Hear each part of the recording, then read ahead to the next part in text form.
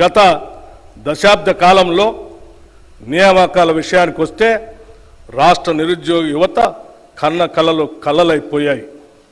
కొత్త ఉద్యోగాలు సృష్టించమనే మాట ఉంచితే ఉన్న ఉద్యోగాల నియామక ప్రక్రియలో గత ప్రభుత్వం చూపించిన అలసత్వం, నిర్లక్ష్యం కారణంగా నిరుద్యోగ యువత ఆశలు అడుగంటిపోయాయి. తాము చేపట్టిన అరకొర ఉద్యోగాల నియామక ప్రక్రియలో చోటు చేసుకున్న అక్రమాలు, పేపర్ లీకేజీలు, అసమర్థ పరీక్షా నిర్వహణ వల్ల అర్హులైన యువతకు ఉద్యోగాలు రాని పరిస్థితి దాపురించింది. ప్రభుత్వ మరియు ప్రభుత్వ రంగ సంస్థల్లో కొత్త ఉద్యోగాలు సృష్టించడానికి, ఉద్యోగ నియామక ప్రక్రియలో పారదర్శకంగా పనిచేయటానికి తగిన చర్యలు మా ప్రభుత్వం తీసుకుంటుంది.